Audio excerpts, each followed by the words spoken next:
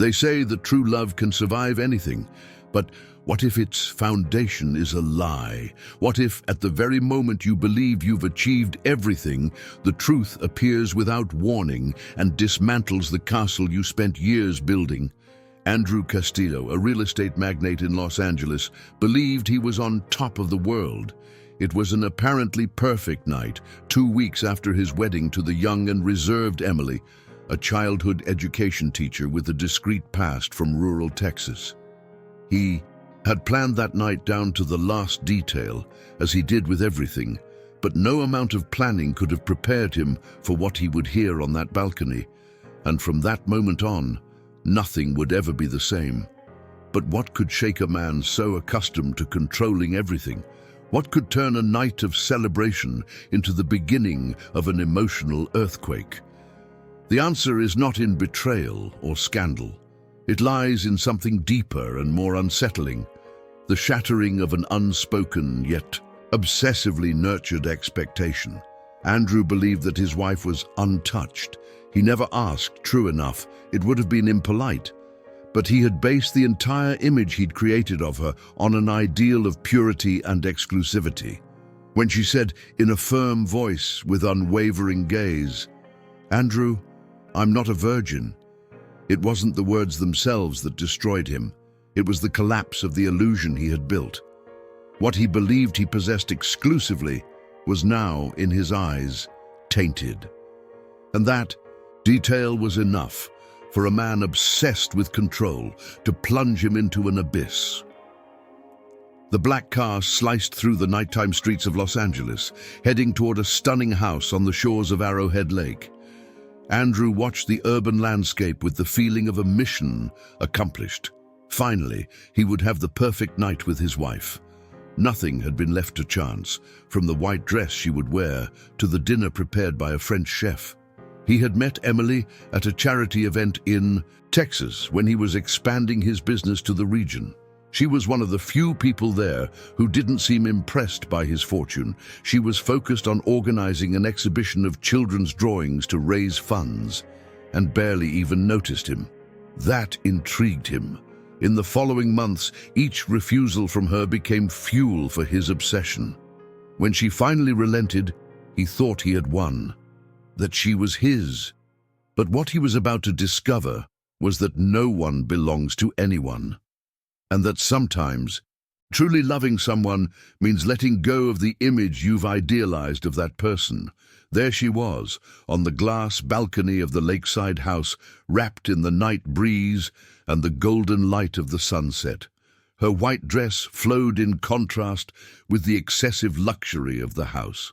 Andrew approached from behind, wrapped her in an embrace, and said what he had mentally rehearsed for days. "Tonight, finally, you'll be mine." Emily slowly turned around. Her face showed neither anger nor fear, showed resolve. "Andrew, we need to talk." He didn't understand at first. He tried to continue the romantic atmosphere, saying that he had waited for this moment with calm, that this would be their true union. But then she spoke, in a direct, honest, and relentless manner. "Andrew, I'm not a virgin." His world stopped, not because she had done anything wrong, but because, in that exact moment, everything he thought he controlled slipped right through his fingers. Andrew stood there, frozen, trying to absorb those words. It wasn't just about sex. It was about everything he had projected onto that woman, everything he needed to believe she was. The daughter of conservative farmers who almost never wore makeup, who always averted her gaze when things got intimate. Emily seemed like someone from another time, and that attracted him. He never asked anything, but in his mind, she had to be a virgin. Not only for moral reasons, but out of a need for control. Now she had shattered that image. She had disturbed something he didn't even know was so fragile within him, and worst of all, she wasn't apologizing. She was simply being honest, and that left him even more confused. That night, there was no romantic dinner, no ambient music, no French wine. There was silence. Emily tried to explain herself without justifying. She said that there had been a fiancé before, that his name was Daniel, that they had been together for 3 years and even got engaged. But it ended. And it ended because he wasn't who I thought he was. Andrew said nothing. He just sat on the sofa and stared at the floor while she spoke. He didn't shout. He didn't explode. But inside, he was in ruins. The image of the perfect wife, of the untouched woman, of the purity he so admired, all of it seemed to have been ripped away from him, as if someone had pulled the rug out from under his feet without warning, and he hated losing his footing. Emily explained that she had tried to speak up before, but she always saw in his eyes that admiration based on fantasy, and she was afraid that if she showed the truth, he wouldn't love her the same way. And there lay the cruel irony. By telling the truth, she was trying to save something that perhaps had never been real. "I didn't want to start our marriage with a lie," she said. "But I ended up letting you believe in something that wasn't true. And that, too, is a form of omission." Andrew listened to every word as if he were being stabbed. His anger wasn't only at her, it was at himself. For having projected, for having idealized, for having believed so much in his own illusion. He felt deceived, but deep down, he had deceived himself. Finally, she said something that disarmed the little coldness he had left. "Andrew, I chose you, not because I'm perfect, but because I truly love you. I only wanted you to love me as I am, not as you imagined me to be." That struck him deeply, because Andrew had never truly loved anyone. He had had many women, yes, but all of them knew their roles and boundaries. He controlled everything, including the emotions. But with Emily, he had lost that control from the start, and that sentence was like a cruel mirror. He now had to decide whether to continue feeding the illusion of control, or if he would have the courage to face the truth, imperfection, the human. And that choice, as simple as it seemed, was the hardest of his life. He spent the night in the Home Office, locked in, with a glass of bourbon in hand and his head spinning. He didn't cry, didn't break anything, didn't call anyone. He just sat there, reliving every scene of the past few months, the messages, the encounters, her silences. Everything that once seemed like charming shyness now appeared to hide something more. And it was eating him up inside. The disappointment wasn't just with Emily, it was with the narrative he had written himself.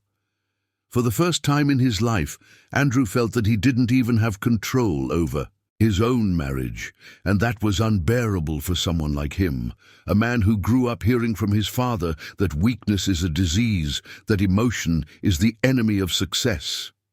The next morning, Emily woke up alone.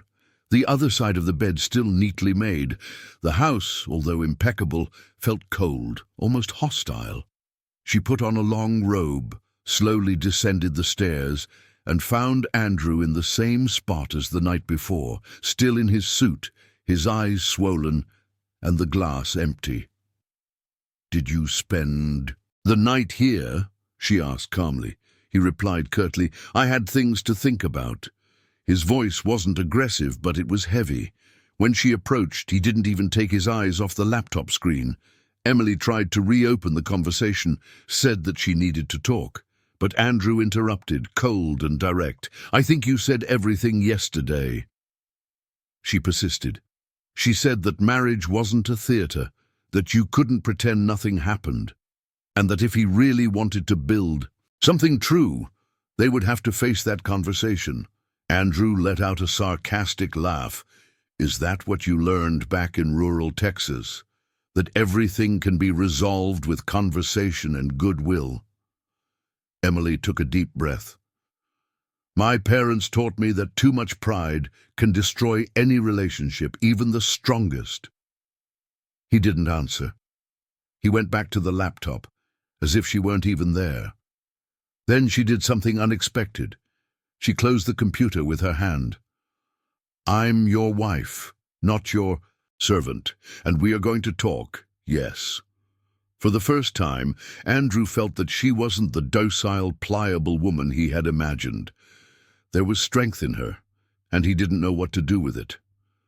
"Do you really want to know about Daniel?" she asked. "Then sit down and listen."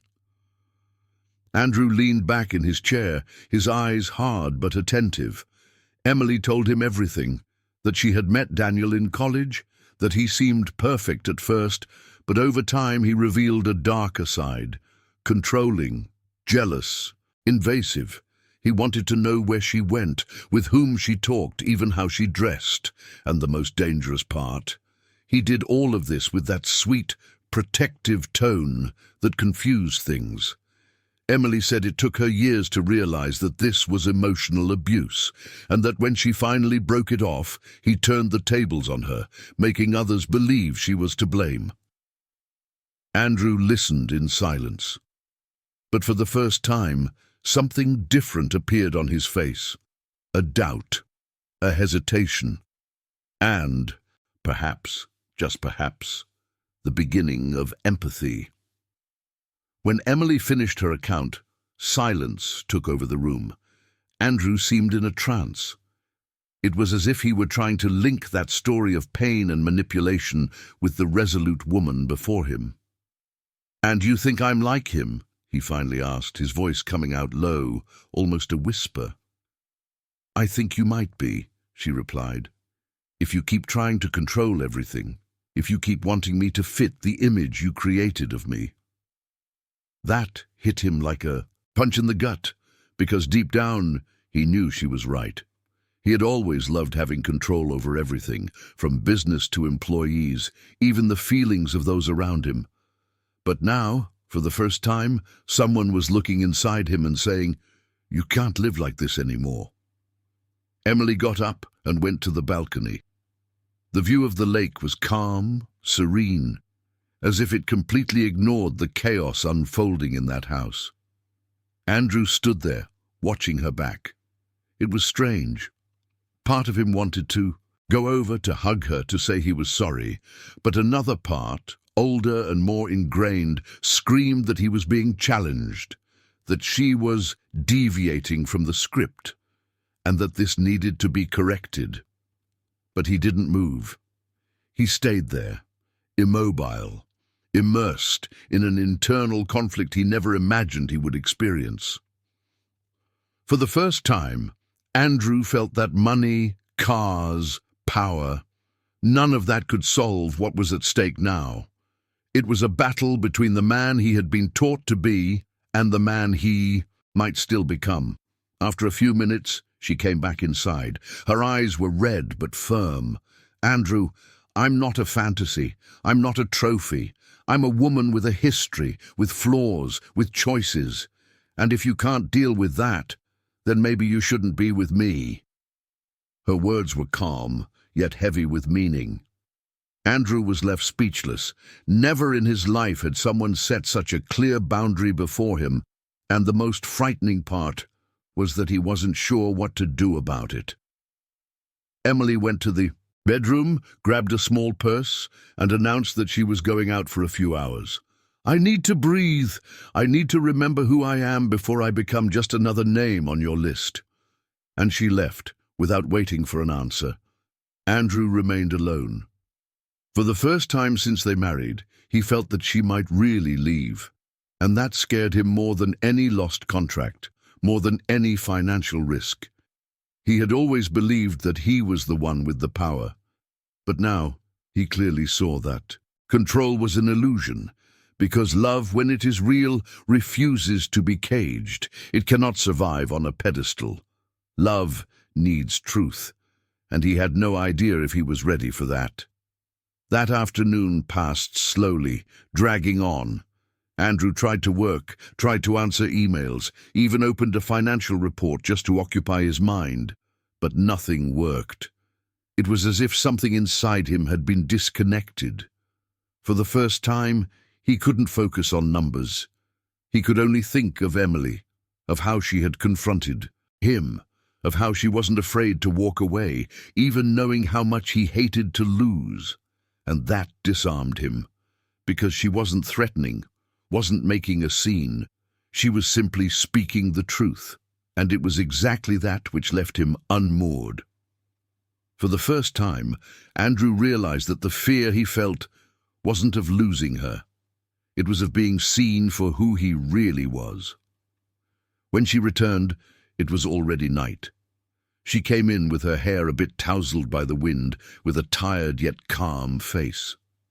Andrew instinctively stood up. She looked at him for a few seconds before saying, "We need to decide whether we're going to keep pretending or if we're going to try to fix things for real." He swallowed hard.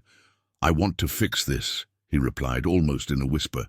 She nodded but was direct. "Then it has to be different, because I'm not going to erase myself to fit into your fantasy." He knew that wasn't a threat. It was a condition, a boundary. And for the first time he felt the urge to break his own boundaries as well, only he didn't know where to start. "I did some investigating on you." The words escaped before he could think. Emily's eyes widened in surprise. "What?" he repeated. "Before we started dating, I had someone dig into your past. I wanted to be sure of who you were." The silence between them grew heavy. "So you knew about Daniel all along?" she asked. He hesitated.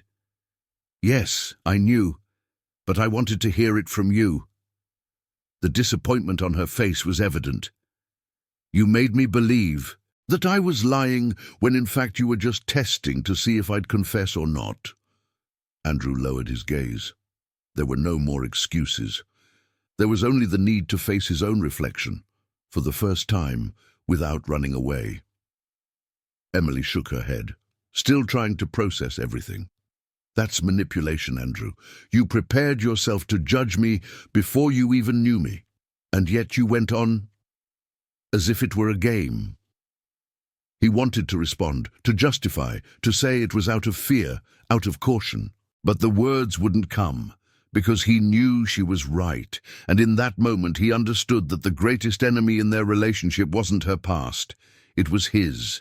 A past filled with distrust, with control, with barriers he had built his entire life to avoid being hurt. But now those very barriers were destroying what might have been the only chance to experience something real. Andrew spent the night sleepless, not out of anger, but because of something much harder to handle: shame. For the first time in years, he felt emotionally naked, the mask of the invincible businessman, of the man who had an answer for everything, of the strategist who anticipated every move. Everything that once seemed so impressive now felt ridiculous. He looked at himself with a mix of disdain and sorrow. He thought of his mother, who had always been too silent, of his father, who always said that trust was weakness. And he realized he had spent his life trying to be strong in all the wrong ways, controlling everything around him, while inside all he had was fear. Fear of being abandoned, betrayed, deceived.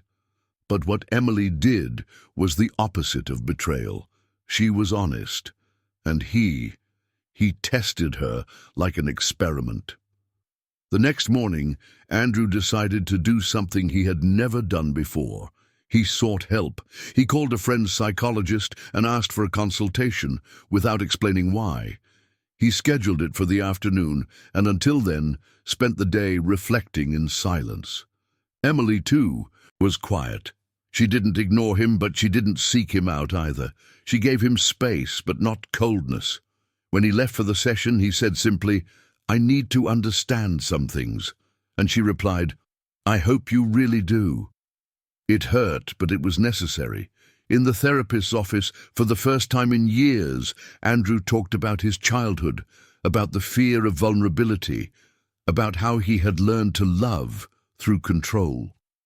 At the end of the session, the psychologist said something that kept echoing in his mind. Control is the refuge of those who were never truly embraced. Back home, Andrew didn't try to force a conversation. He only left a note in her room. "If you're still willing to try, I want to learn to be different, but this time for real." And he went out for a walk. Hours later, upon returning, he found Emily in the living room holding that note. She looked at him, not with sweetness, but with honesty. "I don't want another Andrew who talks empty words. I want to see it in your actions." He simply nodded. For the first time, he didn't try to negotiate. He just listened, and it was in that silence that something began to change, because only when pride gives way can reconstruction begin. And at that moment, even unknowingly, Andrew had taken his first real step. The following days were confusing, full of emotional setbacks, attempts, mistakes. Emily, as steadfast as she was, also had her insecurities. Sometimes she cried alone in her room without him, noticing. Other times he withdrew into himself, as if he were afraid to open up too much. But gradually, a new kind of relationship began to emerge. One that wasn't based on the idea of perfection, but on the acceptance of imperfection. For the first time, Andrew asked how she felt. He listened without interrupting, and little by little, she began to trust again. Not because he promised to change, but because he was changing, one gesture at a time. One night, after a long conversation on the balcony, Emily said something that was etched into Andrew's memory as a constant reminder. "I don't need you to love me perfectly. I need you to love me truthfully." That made more sense than any therapist's advice. For years, he had confused perfection with worth. He believed he only deserved love if he presented an impeccable image, an edited version of himself. And he expected the same from others. But now he saw that real love was more like a battlefield than a shopping mall display case. It was messy, uncomfortable, full of painful truths. But it was real. And deep down, it was everything he had always wanted. He just didn't know how to ask for it. The changes in Andrew weren't radical, but they were consistent. He began to let go of small, controlling habits. He stopped checking Emily's messages under the pretext of safety, stopped sarcastically commenting on her more daring outfits, and above all, started respecting her space without feeling threatened. For the first time, Emily could be herself, without fear of being emotionally punished for it. And that had an unexpected effect. She grew even closer. Not because she was forced to, but because she felt secure. Fear was replaced by trust, and distrust by genuine presence. It was strange for Andrew not to be the master of the narrative anymore, but gradually he discovered that relinquishing control could also be liberating. It was Emily who suggested that they seek couples therapy. And to everyone's surprise, including hers, Andrew agreed without resistance. The first sessions were tense, filled with silences and broken sentences. But there, sitting face to face, away from social masks, they began to understand that the problem wasn't her past, nor his need for control. It was the fear hidden behind it all. Fear of being rejected, of feeling inadequate, of reliving unhealed traumas. In one session, when asked why he needed so much control, Andrew answered, his eyes brimming with tears, "Because when I was a child, everything fell apart out of nowhere, and I swore I'd never let that happen again." That wasn't an excuse. It was a confession, and for the first time, Emily embraced him without anger. Because finally, he was exposed, and not just physically, but with his soul. After that session, Emily said in a calm yet firm voice, "If we continue like this, with honesty and effort from both sides, I'll stay." And that was all Andrew needed to hear. Not because it guaranteed an immediate happy ending, but because it gave him a real chance. And that was all he needed at that moment, a chance to rebuild, not based on control, but on trust. In the following months, many things changed, both internally and externally. Andrew began to slow down his frenetic work pace, delegate more, and allow himself spaces he had never even imagined before. He and Emily started having conversations that once would have been unthinkable. They talked about fear, insecurity, guilt, and even shame. For the first time, their marriage wasn't a performance but a process. And as with any true process, it involved good days and very difficult ones. But now they knew what to do when conflict arose. They didn't hide behind silence or sarcasm. They stayed. They listened to each other. They faced whatever came. That, for Andrew, was more terrifying than any multi-million-dollar negotiation. But it was also the most liberating thing he had ever experienced. One day, while walking together, along Venice Beach, Emily stopped, looked out at the sea and said, "Do you remember that first night in this house when everything fell apart?"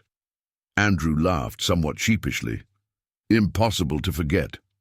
Then she added, "That was the hardest day of my life, but it was also the day I decided I wasn't going to live in fear anymore, nor let myself be molded by anyone's expectations.